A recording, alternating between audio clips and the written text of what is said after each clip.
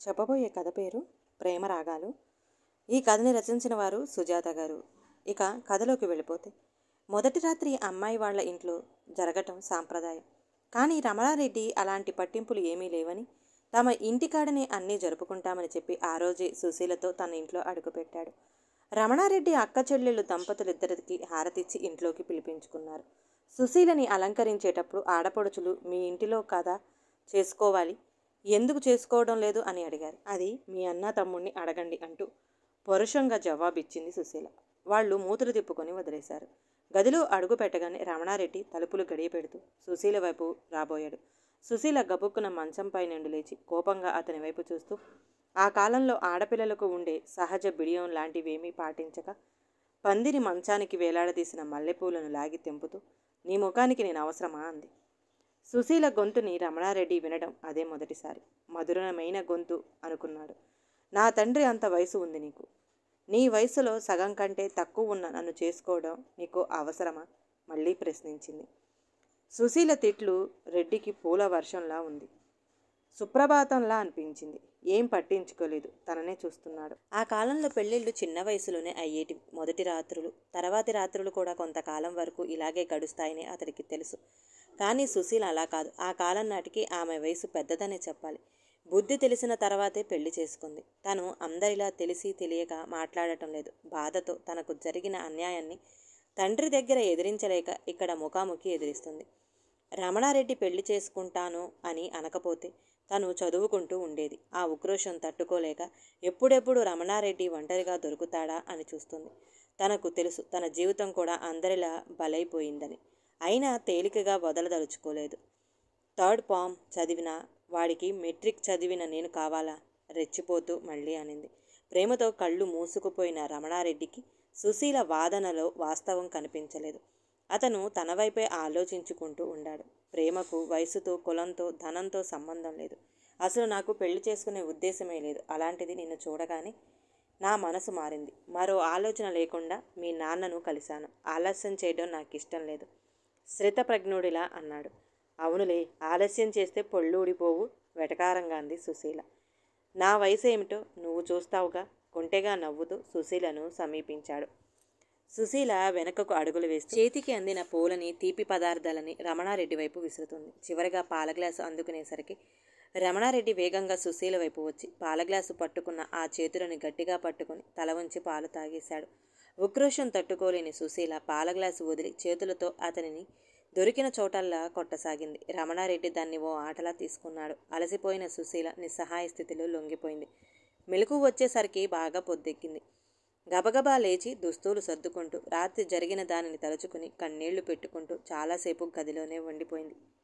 గదిలోకి అయితే ఎవరూ రాలేదు. దీనంగా దిగులుగా మంచంపై కూర్చుంది. కొంతసేపటి తర్వాత కడుపులో ఆకలి మెరమెరలాడింది. తన ఇల్లు కాదు, ఏం చేయాలో తెలియలేదు. రాత్రి విసిరికొట్టిన తీపి పదార్థాలన్నీ ఏరి తట్టలో పెట్టి ఉంది. మరి అది ఎవరు చేశారో? ఒకవేళ తను నిద్రపోతుండగా ఎవరైనా లోపలికి వచ్చారా?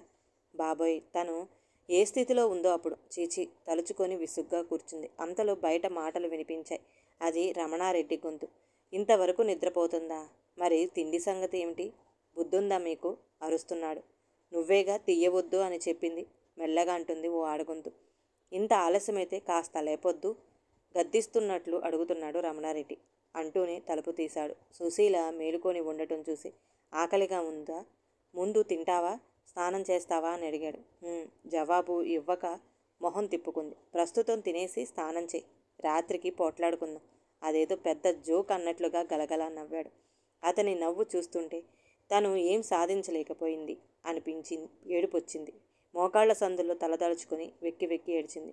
సుశీలను అలా చూడగానే రమణారెడ్డికి బాధ అనిపించి దగ్గరికి వచ్చి భుజంపై చేవేసి, నిన్ను కంటతడి పెట్టనీయకుండా చూసుకుంటా అన్నాడు నమ్మకంగా. ఎన్నాళ్ళు చూసుకుంటావు? నేను వయసులోకి వచ్చేసరికి నువ్వు ఉంటావో పోతావో అంది కళ్ళనీళ్లు తుడుచుకుంటూ. ఆ మాటకు రమణారెడ్డి సుశీలని రెండు చేతులతో పొదిమి పట్టుకుని, నేను నిన్ను వదలను అన్నాడు కళ్ళల్లోకి చూస్తూ. సుశీలకు అన్నం వడ్డిస్తూ, వయసులో నీకంటే చాలా పెద్దవాడు, చదువుకున్న దానివి, ఎలా చేసుకున్నావు అడిగింది ఆడపడుచు. చేసుకున్నా మీ అన్నను అడుగు, కోపంగా తినకుండా చేతిని కడిగేస్తోంది సుశీల అని లేచి ఎక్కడికి వెళ్లాలో తెలియక గదిలోకి వెళ్ళిపోయింది. తను ఉంటే సరిగ్గా అన్నం తినదేమోనని వంటగదిలో కాక మధ్య గదిలో కూర్చున్న రమణారెడ్డికి ఈ సంభాషణ వినిపించే కోపంగా చెల్లెల్ని, నీకు బుద్ధి లేదు ఆ ప్రశ్న వేయటానికి, నీ మొగుడు కంటే నేను బాగానే చూసుకోగలను అని గది లోపలికొచ్చాడు. సుశీల కోపంగా ఏటో చూస్తూ కూర్చుని ఉంది. రమణారెడ్డి చెల్లెళ్లతో ఏమన్నాడో వినపడింది సుశీలకి. సుశీలకు చేరువలోకొచ్చి నిలబడ్డాడు. మళ్ళీ ఏం జరుగుతుందోనని గబుక్కున మంచం దిగి లేచి నిలబడింది. సుశీల 2 భుజాలపై చెయ్యి వేసి కళ్ళల్లోకి చూస్తూ ఓ నవ్వు నవ్వాడు. పెళ్ళయి 5 రోజులు గడిచింది. నిరాసక్తిగా గడిచిపోయింది సుశీలకి. త్వరగా రెడీ అవ్వు, మళ్ళీ వస్తాను అని వెళ్ళిన రమణారెడ్డి అన్నట్టుగానే వచ్చాడు. రా వెళదాం అన్నాడు సుశీల చెయ్యి పట్టుకుంటూ. దానికి పట్టుకోవడం ఎందుకు, వస్తానుగా చిరాగ్గా అంది సుశీల. సుశీల మాటల్ని ఏమీ పట్టించుకోవడం లేదు రమణారెడ్డి. బయటకు రాగానే ఇంటి ముందు ఎడ్ల బండి ఉంది. ఎక్కడికి అర్థం కాకపోయినా నిర్లిప్తంగా ఎక్కి కూర్చుంది. రమణారెడ్డి కూడా ఎక్కి పక్కన కూర్చుంటూ సుశీల ఇంటి నుంచి తెచ్చిన పుస్తకాల్లో నుంచి సంచిని చేతికి ఇచ్చాడు. సుశీల ఆశ్చర్యంగా వాటికేసి చూసింది. పెళ్ళైనంత మాత్రాన చదువు నిలిపేయాలని ఉందా ప్రశ్నించాడు. రమణారెడ్డిని చూసిన తర్వాత కలిగిన మొదటి ఆనందం సుశీలకది. కళ్ళల్లో మెరుపులు వచ్చాయి. నిజమా అన్నట్టు చూసింది. అవును. సుశీల కళ్ళల్లోని ఆనందం చూస్తుంటే రమణారెడ్డికి మరింత చెయ్యాలనిపించింది. సంవత్సరం తిరిగినా పిల్లలు పుట్టలేదని చాటుగా చిన్నగా సుశీలకు వినిపించేలా వయసు పైబడిన వాళ్ళని చేసుకుంటే పిల్లలు ఎలా పుడతారు అన్నారు అమ్మలక్కలు. సుశీల ఈ మాటలకు నొచ్చుకున్న రమణారెడ్డికి తెలపలేదు. రమణారెడ్డి సుశీలకి కావలసినంత స్వేచ్ఛనిచ్చాడు. అప్పుడే దేశానికి స్వాతంత్రం కూడా వచ్చింది. రమణారెడ్డితో తెలిసిన వాళ్ళు సరదాగా ఎగతాళిగా స్వాతంత్రం వచ్చింది దేశానికి, పెళ్ళాలకి కాదు అనేవాళ్ళు. పంటపై ఎంత ఆదాయం వచ్చినా ఆదాయం సుశీల చేతికే ఇచ్చేవాడు రమణారెడ్డి. ఇంటికి ఏ కార్యం కావాలన్నా అంతా సుశీల చేతి మీదగానే నడిచేది. సుశీలకి ఎంత స్వేచ్ఛ ఉంది అంటే తన పుట్టింటికి సహాయం చెయ్యాలన్నా రమణారెడ్డితో చర్చించాల్సిన అవసరం ఉండేది కాదు. ఒకసారి తన అక్కల పురిటి కోసం తన తండ్రికి డబ్బులు ఇవ్వబోతూ రమణారెడ్డిని అనుమతి కోరింది. దానికి రమణారెడ్డి కోపగించుకొని, నన్ను అడగటం ఏమిటి, ఇది మన సంసారం, నీ నిర్ణయమే నాది. పుట్టింటి వారు కళ్ళనీళ్లు పెట్టుకుంటే నీవు ఇంట్లో సంతోషంగా ఉంటావా ఏమిటి ఎదురు ప్రశ్నించాడు. అంతే. మరెప్పుడు సుశీల రమణారెడ్డిని సంప్రదించలేదు. పొందికగా సంసారాన్ని నెట్టుకొచ్చేది. పెళ్ళైన 5 సంవత్సరాలకి కడుపు పండింది. వేవిళ్ళు ఎక్కువై నీరసించిపోయిన సుశీలకి చాలానే సపర్యలు చేశాడు రమణారెడ్డి. భర్త ఆత్మీయత అనురాగాలు సుశీలని అన్నీ మరిచి ఆనందంలో తేలిపోయేలా చేశాయి. ఆ గర్భం నిలవలేదు. అప్పుడు సుశీల పడిన అవస్థకి రమణారెడ్డి కుటుంబ నియంత్రణ ఆపరేషన్ చేసుకోవాలని నిర్ణయించుకున్నాడు. సుశీల ససేమిరా అంది. అలా జరిగితే నిన్ను విడిచి వెళ్ళిపోతానని బెదిరించింది. ఆ చిన్న మాటకే రమణారెడ్డి తల్లడిల్లిపోయాడు.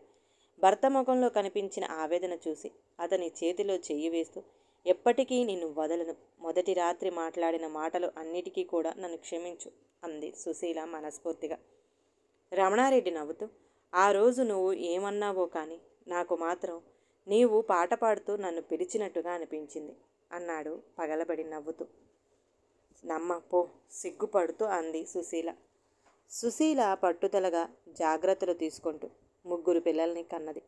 రమణారెడ్డి కూతురికి 15 సంవత్సరాలు దాటగానే పెళ్లి చేసేశాడు. కూతురి పెళ్లి నాటికి సుశీలకి 38 సంవత్సరాలు. కానీ బాగా లావెక్కి ఈడులో రమణారెడ్డికి సమవయస్కురాలులాగా సరిపోయింది. ఇప్పుడు ఆ జంటను చూస్తే ఎవరు కూడా సుశీల చిన్నదే అనుకోరు.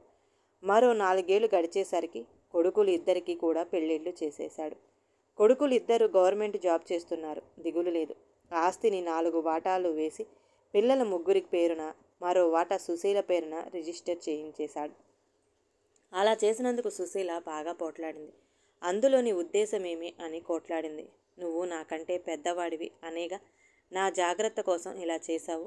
నీవు లేకుండా నేను ఉండలేను అని ఏడ్చింది. చిచి, అలాంటి ఉద్దేశమే కాదు. నీ పేరునుంటే నా పేరునున్నట్టు కాదా? ఓదార్చుతా అడిగాడు. ఆస్తిని కూతురికి కూడా సమానంగా పంచినప్పుడే నిన్ను ప్రశ్నించే అర్హత నాకు లేదని తెలుసు. నీ ఔన్నత్యాన్ని నేను మొదటి నుండి చూస్తూనే ఉన్నా. కానీ ఈరోజు నువ్వు ఇలా చేయడం నన్ను అవమానించినట్టు బాధగా అక్కడ నుండి వెళ్ళిపోయింది. సుశీల ఆరోగ్యం కొంచెం క్షీణించింది.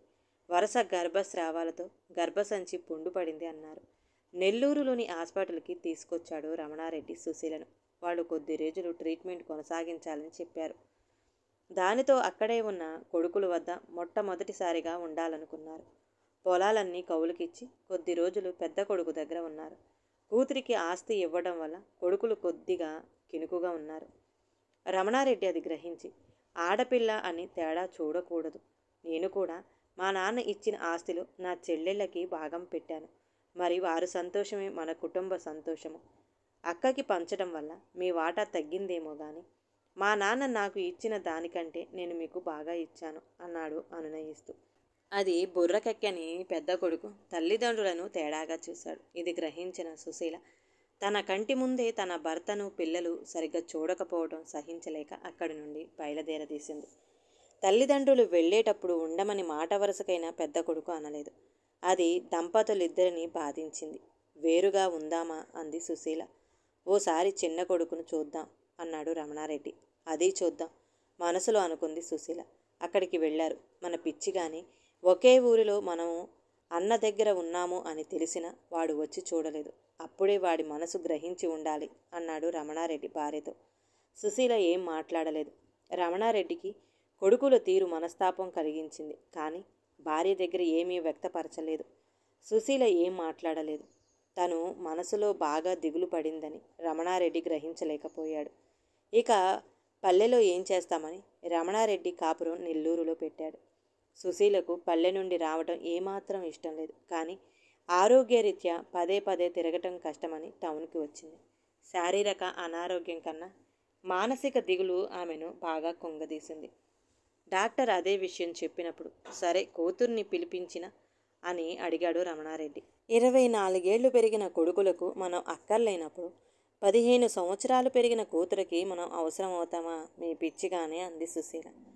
రమణారెడ్డి తప్పు చేశాను అనుకున్నాడు.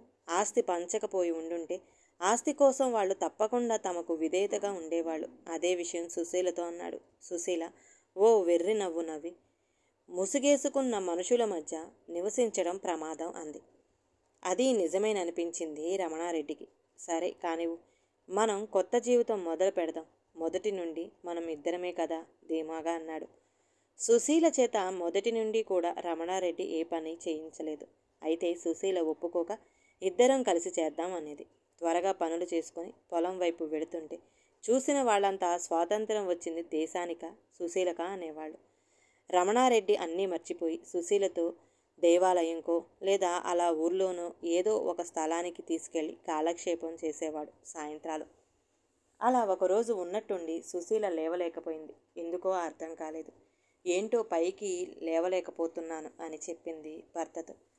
వెంటనే రిక్షాను పిలుచుకొని వచ్చి భార్యను 2 చేతులతో చిన్నపిల్లలా ఎత్తుకొని తీసుకువస్తూ మొదటి రాత్రి ఏమన్నావు అన్నాడు కొంటెగా సరదాగా. సుశీల వెంటనే పట్టుమని చెంపపై వేసింది కుడి చేత్తో. అబ్బా అంటూ ఎందుకు కొట్టావు అన్నాడు ఆగి. ఇదా సందర్భం అంది కళ్ళ నీళ్లు పెట్టుకుంటూ. అరే తమాషాకి అన్నాడు రిక్షాలో కూర్చోబెడుతూ. తనని నొప్పించానేమోనని బాధపడుతూ సుశీల నవ్వేసింది. కానీ అదే చివరి నవ్వు అని రమణారెడ్డి అనుకోలేదు. సుశీల మరణంతో రమణారెడ్డి జీవితం చిన్నాభిన్నమయ్యింది. ఊహించని అగాధంలోకి పడిపోయాడు. తల్లి మరణానికి వచ్చిన కొడుకులిద్దరినీ కూడా క్షమించలేకపోయాడు.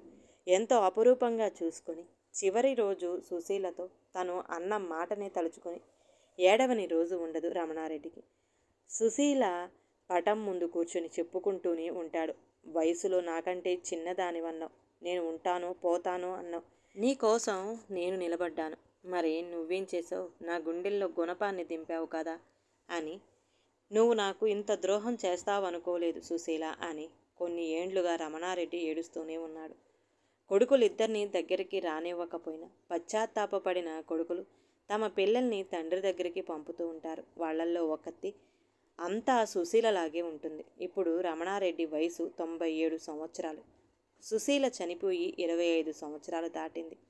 సుశీల చేసిన పూజలు, సుశీల కోసం నిలబడాలని అనుకున్న రమణారెడ్డి ధ్యేయము రమణారెడ్డిని నేటి వరకు ఆరోగ్యంగా నిలబెట్టింది. ఈ కథ కనుక నచ్చితే ప్లీజ్ లైక్ చేయండి. అలాగే ఛానల్ని సబ్స్క్రైబ్ చేసుకోవటం మాత్రం మర్చిపోమాకండి. మీ విలువైన అభిప్రాయాన్ని కామెంట్ బాక్స్లో కామెంట్ చేయండి. అందరికీ ధన్యవాదాలండి.